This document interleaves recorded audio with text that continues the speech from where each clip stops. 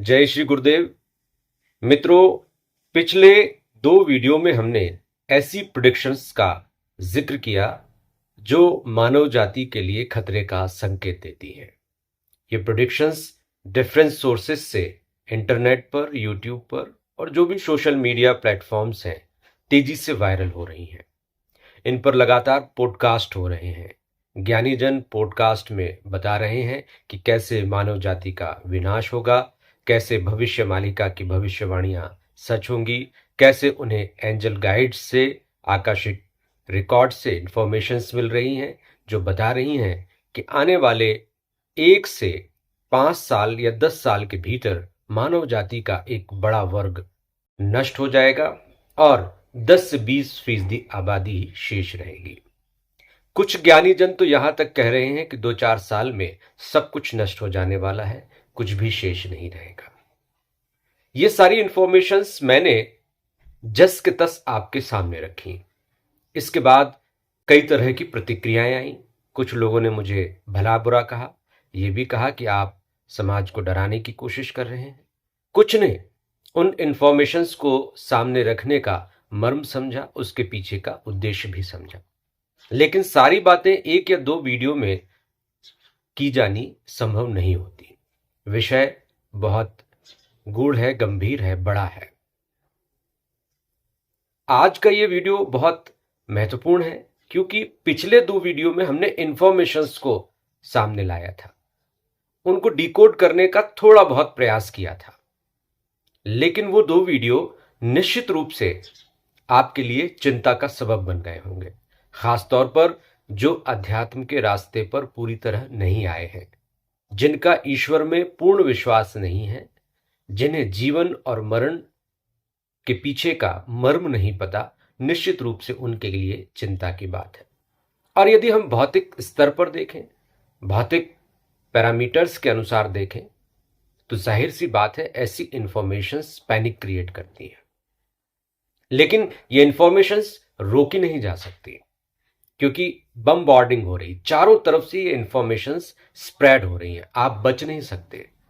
आप YouTube में अच्छे वीडियो देखेंगे तब भी आपके सामने 1 या 2 ऐसे वीडियो आ जाएंगे जो तत्काल आपको थंबनेल के जरिए या अट्रैक्टिव टेक्स्ट के जरिए उनको खोलने के लिए मजबूर करेंगे। और जैसे ही आप उन वीडियो को ओपन करेंगे वैसे ही आपके होश उड़ जाएंगे। होश उड़ना भी चाहिए क्योंकि कई बार हम तभी जागृत होते हैं जब हमारे सामने संकट खड़ा होता है। हमारी चेतना तब जागृत होने के लिए मजबूर होती है जब कोई हमें चुनौती देता है। चुनौती या डर कई बार मानव जाति के कल्याण के लिए आवश्यक होते हैं।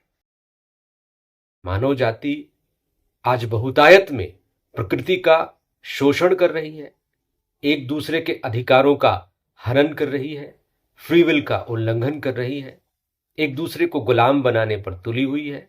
और न सिर्फ लोग ऐसा कर रहे हैं बल्कि छोटी छोटी इकाइयों से लेकर राष्ट्र तक की इकाइयां इसी कार्य में उद्यत हैं, इसी कार्य में लगी हुई हैं। कैसे एक दूसरे को पजेस किया जाए, कैसे एक दूसरे के फ्री विल को, ईश्वर द्वारा दिए गए स्वतंत्रता के कानून को तोड़ मरोड़ कर और लोगों को कब्जे में किया जाए, जिलों को, तहसीलों को, राष्ट्रों को, सीमाओं को अधिग्रहित किया जाए। ये एजेंडा आज से नहीं, हम सदियों से देख रहे हैं। और इसी एजेंडे का नतीजा है कि आज हम इस स्थिति में पहुंच गए हैं कि ईश्वरीय संदेश और संकेत सीधे तौर पर हमें नष्ट करने की चेतावनी दे रहे हैं। चाहे भविष्य मालिका की भविष्यवाणियां हो, नास्त्रिदमस की भविष्यवाणियां हो, बाबा बेंगा की भविष्यवाणियां हो, ज्योतिषीय प्रेडिक्शंस हो, या फिर लोगों को मिलने वाले स्पिरिट गाइड्स या जिस भी एंटिटी से वो संपर्क में है, जिस भी तरह से वो कनेक्ट कर रहे हैं स्पिरिचुअल रेलम को, वहां से जो इंफॉर्मेशंस मिल रही हैं वो इंफॉर्मेशंस यूनिफाइड हैं। उनमें एक एकता नजर आती है कि अलार्मिंग सिचुएशन है, मानव जाति को जागृत होना पड़ेगा। मानव जाति को सोचने पर मजबूर होना पड़ेगा। ये तो रही बात इंफॉर्मेशंस की। इंफॉर्मेशंस आ रही हैं, आएंगी, डराएंगी। लेकिन ये इंफॉर्मेशंस इतनी तेजी से स्प्रेड क्यों हो रही हैं? इनका सोर्स क्या है? क्या ये प्राइम क्रिएटर यानी हमारे रचयिता का संदेश है, या बीच में इन इंफॉर्मेशंस को मैनिपुलेट किया जा रहा है? यानी जो संदेश मानव जाति तक पहुंचना चाहिए, क्या जो स्प्रेड होने वाली इंफॉर्मेशंस हैं वो वही हैं जो मूल रूप से परमात्मा द्वारा, रचयिता द्वारा, प्राइम क्रिएटर द्वारा हम तक पहुंचाने के लिए सोर्स से ओरिजिनेट किया गया था? लेकिन कई बार ऐसा होता है कि एक बात जो शुरू होती है धीरे धीरे धीरे धीरे वो बदलती हुई इस रूप में हमारे सामने आती है कि मूल स्वरूप से वो पूरी तरह से भिन्न होती है, डिफरेंट होती है, एकदम विपरीत होती है। कहीं ऐसा तो नहीं कि प्राइम क्रिएटर हमें संदेश कुछ देना चाहते हों और हमारे पास संदेश कुछ और पहुंच रहा है? क्या भगवान हमें डराना चाहता है? क्या भगवान हमें शोकग्रस्त करना चाहता है? क्या ईश्वर, परमात्मा, प्राइम क्रिएटर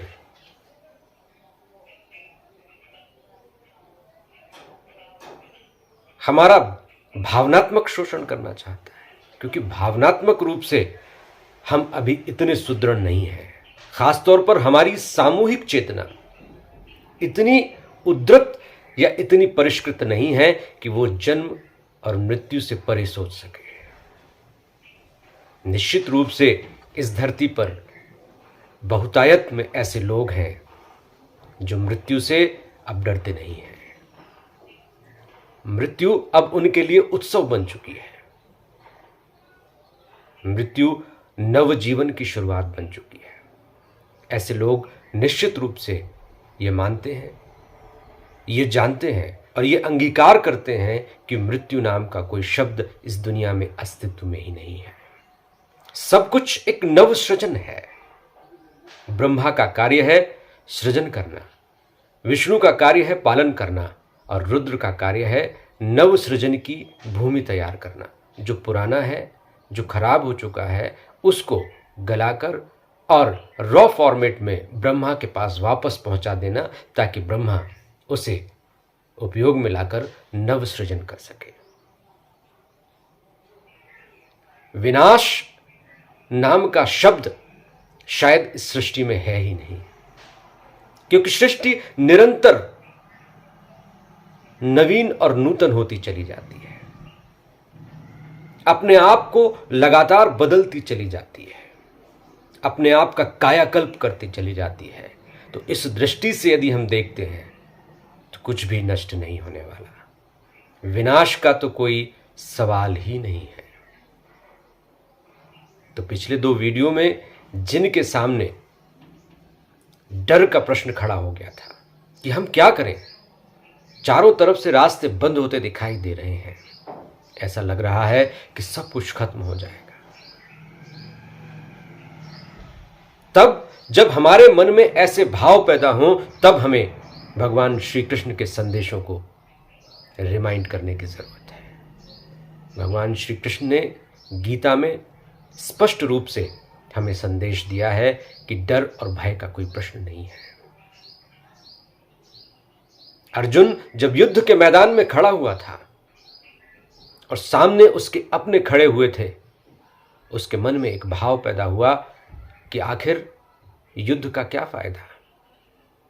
ये जो मेरे अपने हैं, यदि युद्ध में ये जीत जाते हैं तो निश्चित रूप से हमारे अपने का नाश हो जाएगा, और यदि मैं इन्हें मारता हूं तो ये भी तो मेरे अपने हैं, कोई चाचा है, कोई ताऊ है, इनको मारने से मेरा क्या यश होगा?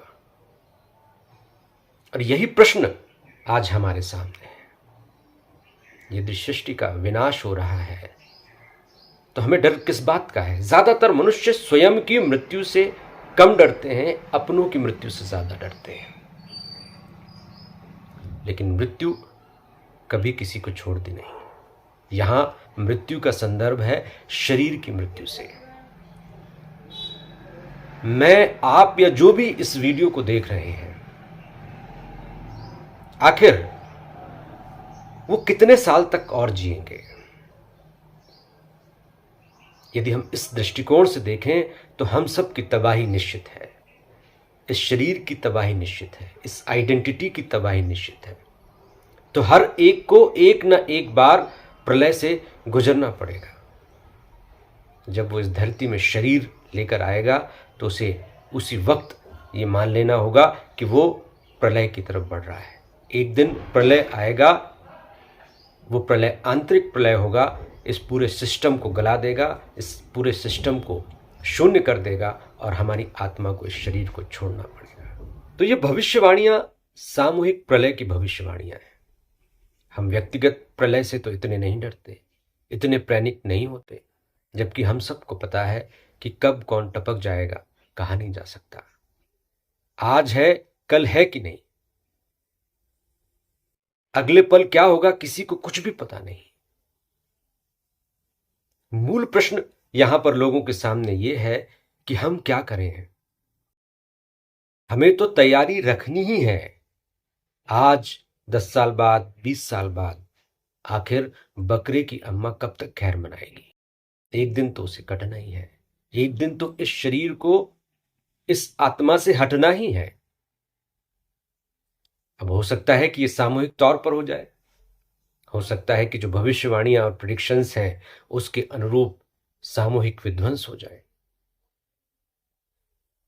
तब भी डरने का प्रश्न नहीं है, उसके लिए जो अध्यात्म के रास्ते पर है। क्योंकि हमने अपने जीवन में किसी का बुरा नहीं किया, हम सेवा के रास्ते पर हैं, हम परमात्मा से प्रेम करते हैं, हम प्रकाश के दूत बनने की कोशिश करते रहे, बनने के लिए तैयार हैं। हमारा मन, वचन और कर्म शुद्ध है, पवित्र है। तो ये शरीर रहे तब भी हम सुख से और चैन से रहेंगे, और शरीर नहीं रहे तो आत्मा के रूप में भी हमें सद्गति प्राप्त होगी।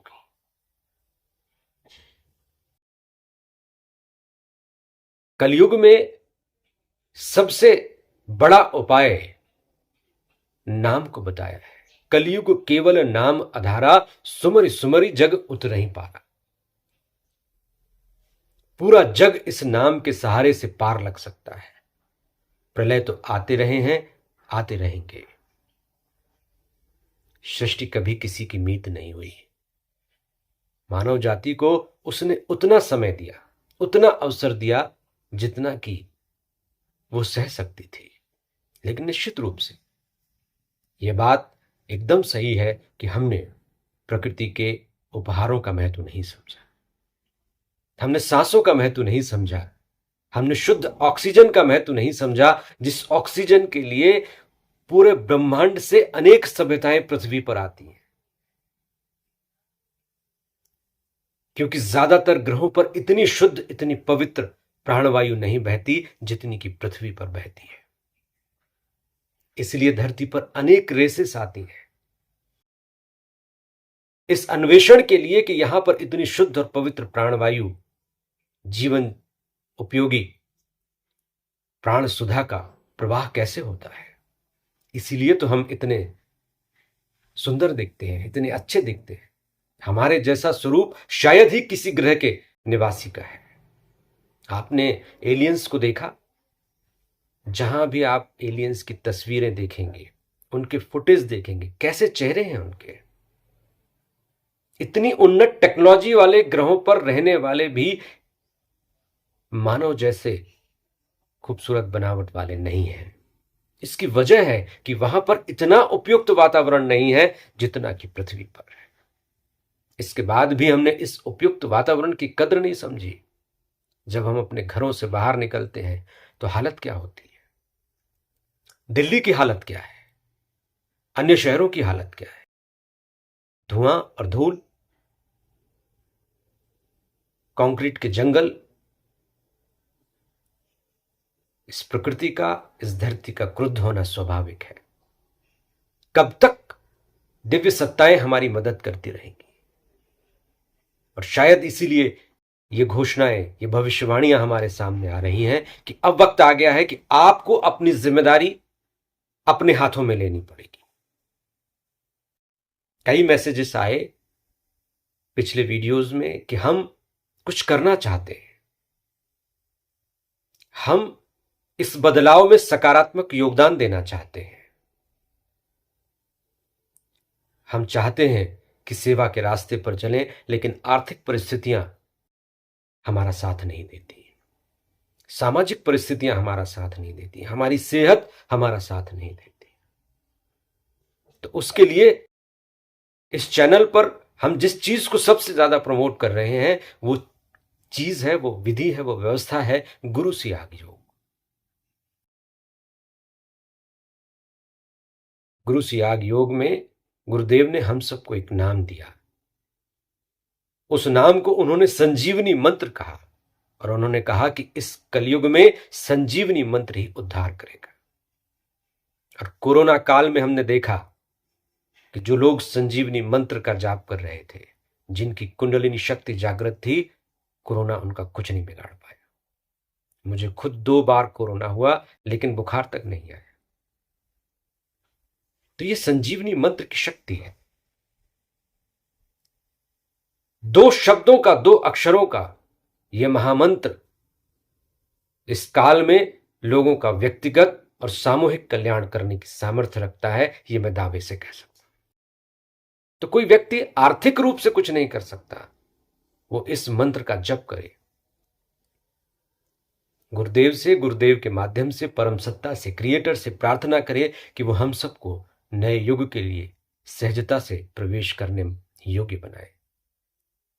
युग परिवर्तन, धरती की टाइमलाइन में शिफ्ट, जो भी कुछ होने जा रहा है वो बहुत सहजता से हो, प्रेम से हो और सब कल्याण के भागी बने, ऐसी प्रार्थना करते हुए हम इस मंत्र का जप कर सकते हैं। और भी लोग हैं जो अपनी अपनी परंपराओं में शुद्धता से वहां की विधि व्यवस्था का पालन कर सकते हैं। वास्तविक धर्म का आचरण करने से धरती बदलेगी। परमात्मा तब खुश होगा हम जब वास्तव में सनातन धर्म का पालन करेंगे, अपने अपने शुद्र धर्मों का नहीं, अपने अपने मत संप्रदायों के प्रति हठ पूर्वक आगे बढ़ने से परमात्मा खुश नहीं होगा। परमात्मा खुश होगा उसके नियमों को समझने से। परमात्मा के नियम कौन से हैं, परमात्मा हमसे क्या चाहता है, सनातन धर्म क्या है, इसके बारे में भी बहुत सारी इंफॉर्मेशंस आपको YouTube पर मिल जाएंगी। इस चैनल पर भी आपको बहुत सारे वीडियो ऐसे मिलेंगे जिसमें परमात्मा के वास्तविक और मूल धर्मों की चर्चा की गई है। लेकिन सबका अपना अपना सत्य है। मेरी इंफॉर्मेशन किसी और की इंफॉर्मेशन आपका सत्य नहीं बन सकती। आपका सत्य आपका अन्वेषण बनेगा, आपका सत्य आपकी ध्यान और प्रार्थना बनेगी। हमारे धर्म ग्रंथों में जो बातें कही उनको अंगीकार तो करिए। उसमें गुरु का महत्व बताया और गुरु का महत्व और मंत्र की चर्चा हमने पिछले कई वीडियो में लगातार की। वो संजीवनी मंत्र क्या है उसका एक बार जप करके देखिए।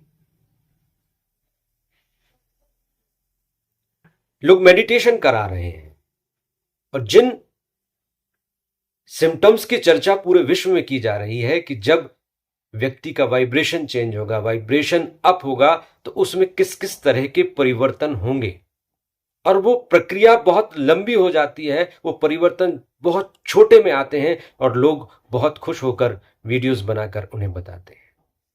लेकिन गुरु सियाग संजीवनी मंत्र से वो परिवर्तन तुरंत आता है। वो एक अनुभव नहीं आता जो आध्यात्मिक जागृति के बाद का बताया जाता है। ऐसे अनेक अनुभव सीरीज में, सीक्वेंस में आते हैं, विजन्स आते हैं, टेलीपैथी होती है, दिव्य सत्ताओं से संपर्क होता है, बातचीत होती है, मैसेजेस मिलते हैं।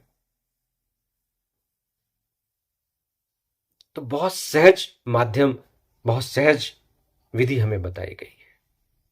आपकी अपनी विधि हो सकती है। उस विधि में भी यदि ईमानदारी से आप अपने इष्ट का जप करेंगे, मंत्र का जप करेंगे, गुरु प्रदत्त सिद्ध मंत्र का जप करेंगे, निश्चित रूप से आपका भी कल्याण। अब बात आती है डर और भय की। जब समुद्र ने रास्ता नहीं छोड़ा तो भगवान श्री राम ने धनुष उठा दिया। भगवान श्री राम के नेत्रों में खून आ गया, वो क्रोधित हो गए, उनका धैर्य जवाब दे गया। तब ये चौपाई तुलसीदास जी ने कही कि भयबीन होए न पीड़ित। जब मानव जाति सहज ढंग से बदलने को तैयार नहीं होती तो फिर ऐसे भय का वातावरण क्रिएट किया जाता है, तब ऐसी इंफॉर्मेशंस को स्प्रेड किया जाता है और दिव्य सत्ताएं भी ऐसी इंफॉर्मेशंस को आगे बढ़ाती हैं। इसलिए लोगों को एंजल गाइड्स के माध्यम से, दिव्य सत्ताओं के माध्यम से, टेलीपैथी के माध्यम से, चैनलिंग के माध्यम से, ध्यान के माध्यम से ऐसे संकेत और संदेश मिलते हैं जो डराते हैं, क्योंकि आप डर के बिना बदलने को तैयार नहीं। क्योंकि हम सब डर की कोर फिलॉसफी में आगे बढ़े हैं। ये माया है, माया डर पर बेस्ड है। पूरी माया का आप खेल समझेंगे तो इसमें सबसे बड़ी भूमिका डर है। डर को ही अपना टूल बनाती है और डर को टूल बनाकर वो हमें अपना गुलाम बनाती है। इसलिए तामसिक और राक्षसी प्रवृत्तियां डर को प्राइमरी वेपन के रूप में इस्तेमाल करती है। आज कुछ धर्मों ने इतने तेजी से स्प्रेड करके इतने देशों तक अपना प्रभाव कैसे जमा लिया, उसकी कोर फिलॉसफी में डर है। लेकिन सनातन और वास्तविक मूल धर्म डर पर आधारित नहीं है। जहां डर है वहां धर्म नहीं है। जहां डर है वहां प्रेम और करुणा नहीं है। प्रेम और करुणा तब पैदा होती है जब डर नहीं होता, और डर और शोक करने योग्य नहीं। ये बात भगवान श्री कृष्ण ने कही। अब देखिए, भगवान श्री कृष्ण हमारे सबके प्रश्नों का जवाब गीता में पहले ही दे चुके हैं कि ये जो भविष्यवाणियां हो रही है, इस तरह के प्रेडिक्शंस महाभारत काल में भी हुए थे। अर्जुन को भी यही डर था कि मेरे अपने चले जाएंगे। तब भगवान श्री कृष्ण ने क्या कहा था?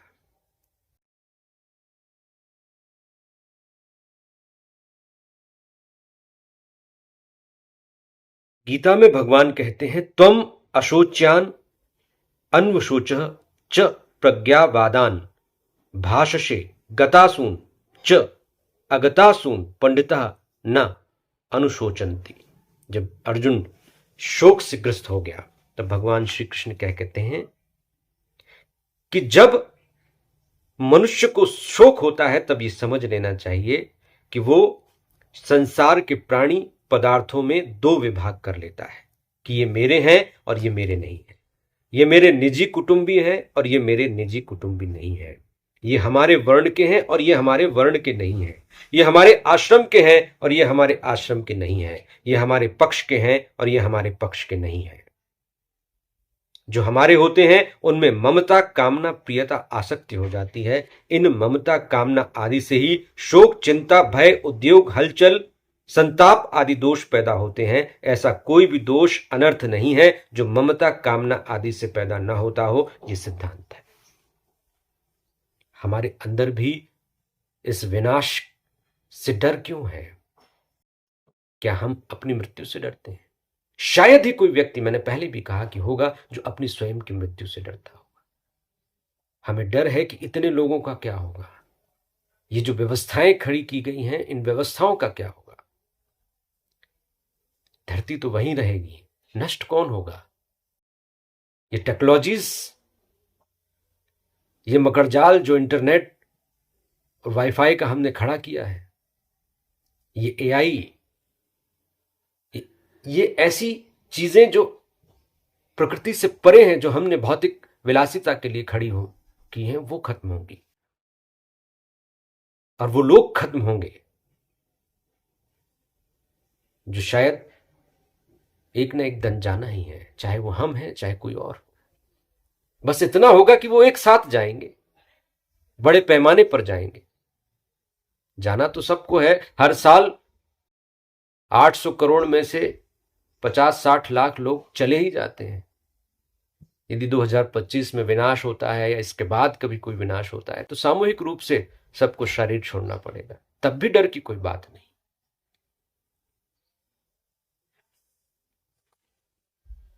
भगवान कहते हैं कि प्रज्ञावादांश भाषसे, एक तरफ तो तू पंडिताई की बातें बघार रहा है, दूसरी तरफ शोक भी कर रहा है, अतः तू केवल बातें ही बनाता है। वास्तव में तू पंडित नहीं है, क्योंकि जो पंडित होते हैं वे किसी के लिए भी कभी शोक नहीं करते। गता सून गता शुश्च, सबके पिंड प्राण का वियोग अवश्यंभावी है। उनमें से किसी के पिंड प्राण का वियोग हो गया है और किसी का होने वाला है, अतः उनके लिए शोक नहीं करना चाहिए। तुमने जो शोक किया है ये तुम्हारी गलती है। एक विभाग शरीर का है और एक विभाग शरीरी का है। दोनों एक दूसरे से सर्वथा संबंध रहित हैं। दोनों का स्वभाव ही अलग अलग है। एक जड़ है, एक चेतन, एक नाशवान है, एक अविनाशी, एक विकारी है, एक निर्विकार। एक में प्रतिक्षण परिवर्तन होता है और एक अनंत काल तक ज्यों का त्यों रहता है। भूतग्राम स एवायम सर्गे पिनोपजायन्ति प्रलये न व्यथन्ति च। शरीर और शरीरी दोनों ही अशोच्य हैं। शरीर का निरंतर विनाश होता है, चाहे मेरा शरीर हो, चाहे हम सब के सामूहिक शरीर मिलकर एक सामूहिक शरीर हो, कभी ना कभी उनका विनाश होगा। अतः उसके लिए शोक करना नहीं बनता और शरीरी का विनाश कभी नहीं होता, अतः उसके लिए भी शोक करना नहीं बनता। शोक केवल मूर्खता से होता है। शरीर की निरंतर सहज निवृत्ति है और शरीरी निरंतर सबको प्राप्त है। जो शरीर हमारा है और हम सब से मिलकर ये जो पृथ्वी का शरीर बना है, ये शरीर नाशवान है। ये कभी भी एक सा नहीं रहेगा, निरंतर परिवर्तनशील रहेगा और नष्ट होता रहेगा, नया बनता रहेगा। लेकिन शरीरी का कभी नाश नहीं होता। हमारे अंदर जो परमात्मा तत्व है वो कभी भी खत्म नहीं होने वाला, इसलिए शोक का कोई प्रश्न नहीं बनता। शरीरी और शरीर के इस विभाग को जानने वाले विवेकी मनुष्य मृत अथवा जीवित किसी भी प्राणी के लिए कभी शोक नहीं करते। उनकी दृष्टि में बदलने वाले शरीर का विभाग ही अलग है और न बदलने वाले शरीरी अर्थात स्वरूप की सत्ता का विभाग ही अलग है।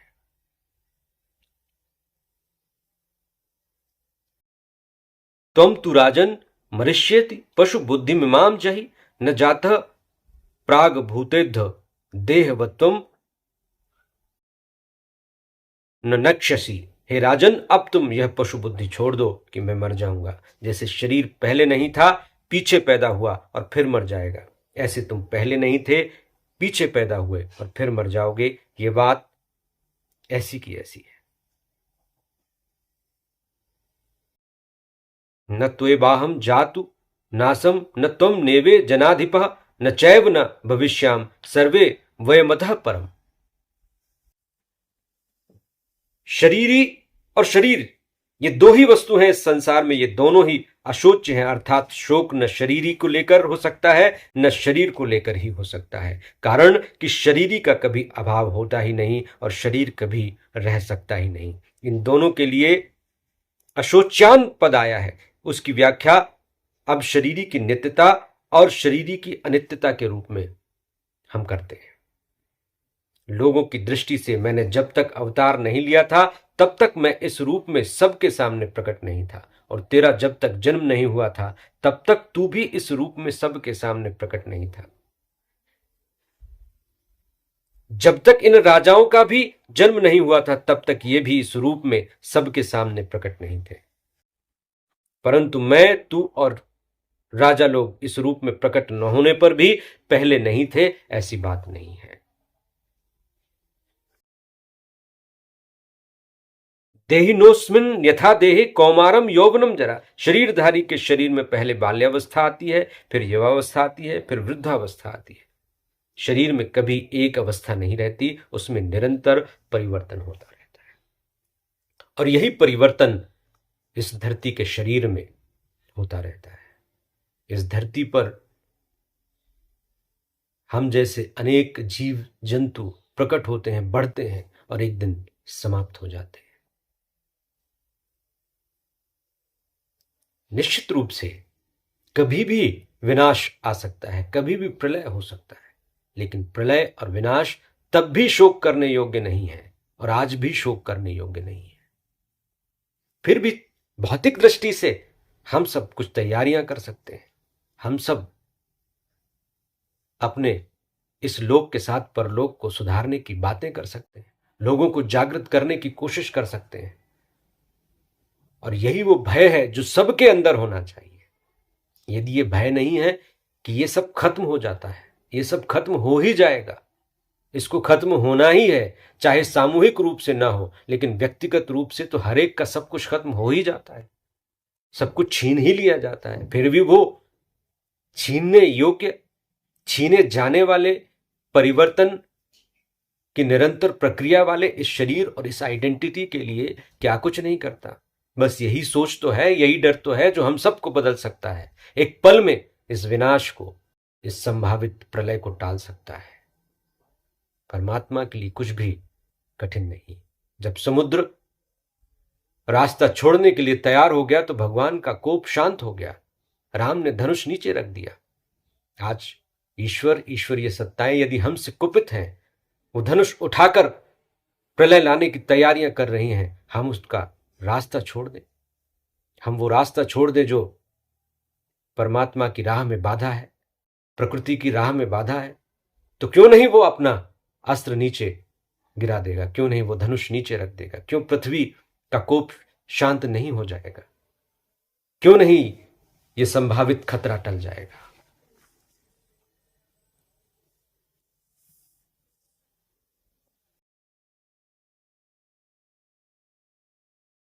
जन्मना और मरना हमारा धर्म नहीं, शरीर का धर्म है। हमारी आयु अनादि और अनंत है, जिसके अंतर्गत अनेक शरीर उत्पन्न होते और मरते रहते हैं। जैसे हम अनेक वस्त्र बदलते रहते हैं, पर वस्त्र बदलने पर हम नहीं बदलते, वे के वे रहते हैं। ऐसे ही अनेक योनियों में जाने पर भी हमारी सत्ता नित्य निरंतर ज्यों की त्यों रहती है। तात्पर्य है कि हमारी स्वतंत्रता और असंगता स्वतः सिद्ध है। हमारा जीवन किसी एक शरीर के अधीन नहीं है। असंग होने के कारण ही हम अनेक शरीरों में जाने पर भी रहते हैं। ये सब बातें होते हुए भी भगवान श्री कृष्ण ने पूरी कोशिश की कि युद्ध टाला जाए। अर्जुन के पास तो वो थे ही, लेकिन दुर्योधन के पास भी वो निरंतर संदेश भेजते रहे, खुद भी गए समझाने के लिए, डराया भी। ऐसे ही दुष्टों के लिए ये विनाश का संदेश है, उन्हें बार बार इस बात से डराया जा रहा है, चेतावनी दी जा रही। इसी तरह की चेतावनी रावण को दी गई थी। कितने दूत भेजे गए, कितनी बार इंफॉर्मेशंस भेजी गई। अंगद गए, हनुमान जी गए, लंका में आग भी लगाई, लेकिन रावण का अहंकार खत्म नहीं हुआ और अंत में फिर लंका का विनाश हुआ।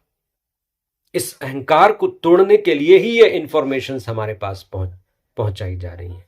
यही इसकी डिकोडिंग है कि आखिर क्यों डराया जा रहा है। एक दर्शक ने एक कमेंट किया कि 2000 में भी इसी तरह की इंफॉर्मेशंस फैली, फिर 2012 में एक फिल्म के प्रमोशन से पहले इस तरह की कहानियां गढ़ी गई कि दुनिया खत्म होने जा रही, और 2025 में भी इसी तरह की इंफॉर्मेशन स्प्रेड हो रही है। आखिर इसके पीछे वजह क्या है?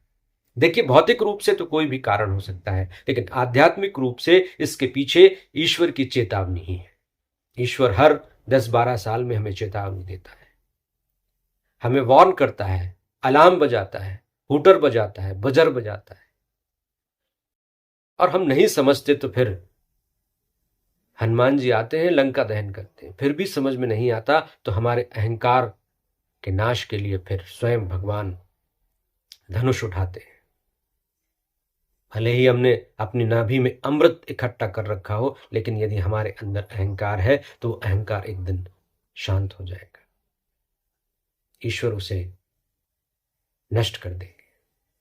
तो जिन जिन के अंदर भी अहंकार शेष है, वो सब अभी भी जागृत हो जाए, अभी भी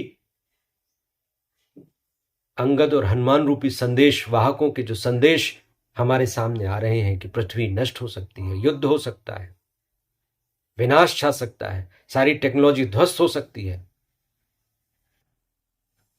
प्रलय आ सकता है, बीमारियां आ सकती है, ये सब चेतावनी है। ये चेतावनी 2020 में कोरोना के रूप में एक बार आ चुकी है, फिर ये चेतावनियां आ रही हैं। समझ का फेर है। आज इतना ही, आगे फिर चर्चा करेंगे। आपके जो भी सुझाव हो आप रखिए, जिस भी रूप में आप अपनी बात रख सकते हैं कमेंट के माध्यम से जरूर रखें। मेरा मकसद किसी को डराना नहीं, किसी को हतोत्साहित करना नहीं। मकसद ये है कि ये दौर जो बेईमानी, लालच, छल कपट का एक दूसरे पर संकट बनकर उभरने का है, एक दूसरे से हम लड़ते हैं, एक दूसरे का शोषण करते हैं ताकि हम अपनी तरक्की कर सकें, हम ईश्वर के मार्ग पर चलें, ऐसा परिवर्तन हम सब के अंदर आए। ये सारी चेतावनियां, डर और भय की सूचनाएं हमारे परिवर्तन का माध्यम बने, परिवर्तन का कारक बने। हम डरे नहीं बल्कि अपने आप को बदलें। हम हताश और निराश होकर बैठ नहीं जाएं, बल्कि इस दुनिया को, इस धरती को बदलने के लिए कमर कसकर आगे आए। यही शुभकामनाएं और प्रार्थनाओं के साथ आज इतना ही। जय श्री